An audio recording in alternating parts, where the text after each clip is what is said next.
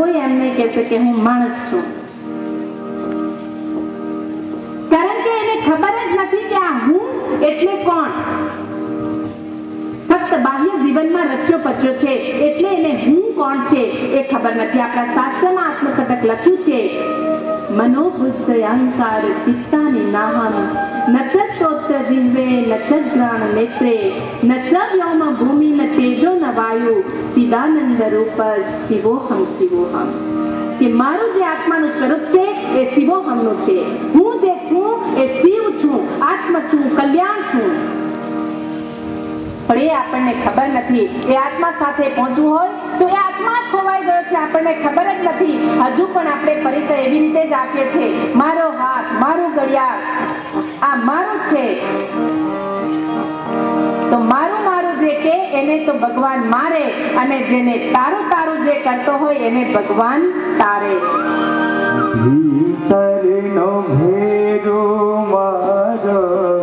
આત્મા ખોવાણો છે આપણો.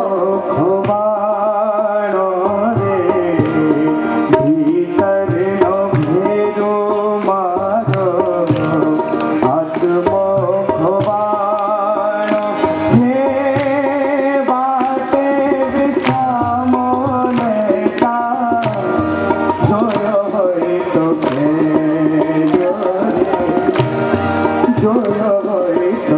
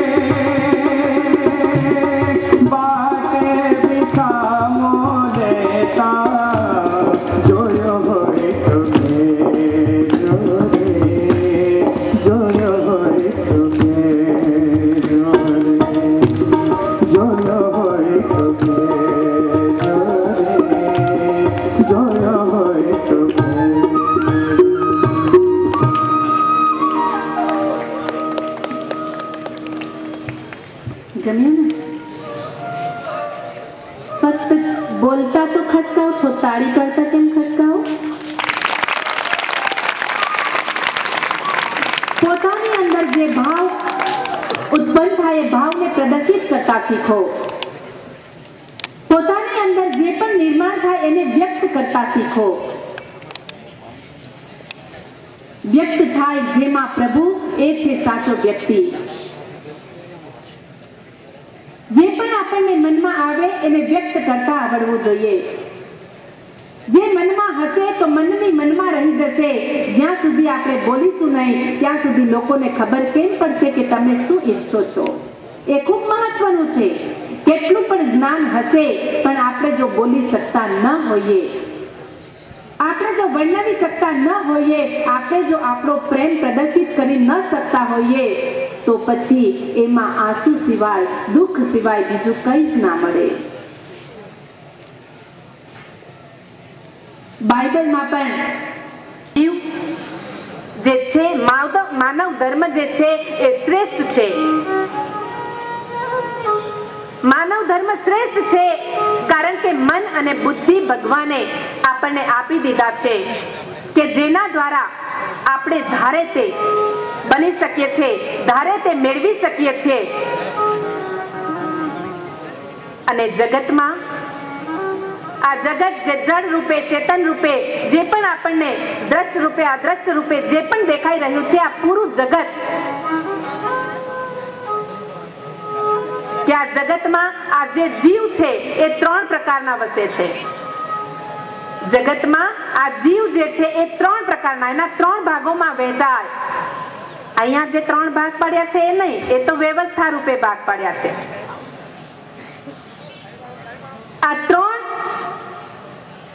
જે ભાગ છે એમાં એક વર્ગ એવો છે કે હંમેશા એવું વિચારે કે પેલાના ગજવાનું મારા ગજવામાં ક્યારે આવે, બીજાનું જૂટવીને ખાવામાં માંડે.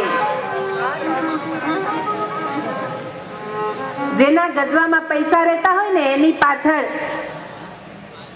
આવા પૈસા લક્ષી દોસ્તો બહુ દોડે.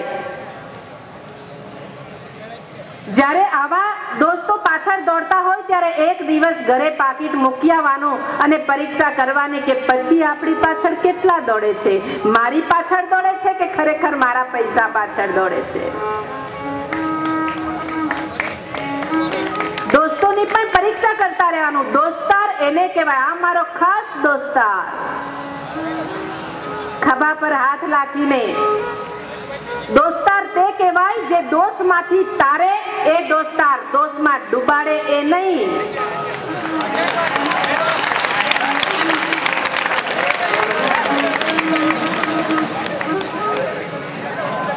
દોષમાં ડૂબાડે દોસ્ત. દુશ્મન એને એમ કહેવા નથી આવતો કે લે જરા સિગરેટનો કસ ખેંચી જો નહીં. એ દોસ્ત કહે છે કે જરા હું છે ને કર. અરે હું બેઠો છું, એક સીપ તું દારૂ પીજો ને. આ દોસ્ત કહેવા આવે છે, દોસ્ત ન કહેવાય. અને જે દોસ્તમાં ડૂબાડે એ દોસ્ત ન કહેવાય. એના કરતા તો દુશ્મન સારો કે દૂર રહે છે. અને આજે તમારા મોહલ્લામાં, તમારા પરિવારમાં સર્વે કરીને આવજો બધા કાલે, કે જેણે વ્યસન કર્યું છે. ગુરુજીને પણ પૂછવાની છૂટ છે જેને વ્યસન હોય, કે સાહેબ તમે જ્યારે પણ એક ગુટખા ખાધું કે એક સિગરેટ પીધી કે એક દારૂ પીધો તો તમે પહેલી વાર જ્યારે ખાધું ત્યારે તમે તમારા પૈસે ખાધેલું કે બીજાના પૈસે?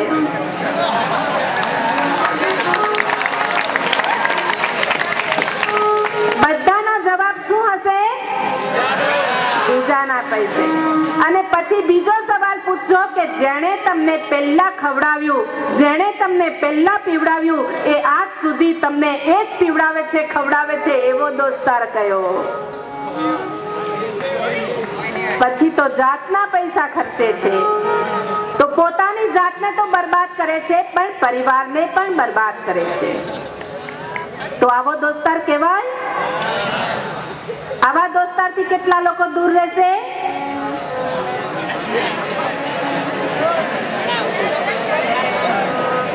હાથ નીચે છે ને એમ માનવું કે એ લોકોને વ્યસન છે? આઈટીઆઈ બિલ્લીમોરાના છોકરાઓ તો ખૂબ ડાયા છે, ખૂબ વિવેકી છે, ખૂબ સંસ્કારી છે.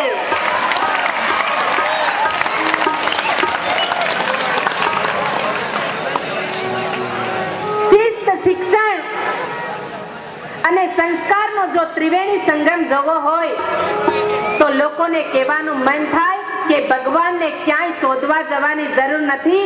અમારા આઈટીઆઈ બિલ્લીમોરામાં આવો. એકે એકના હૃદયમાં રામ વસે છે, કૃષ્ણ વસે છે, સ્વામી વિવેકાનંદ વસે છે.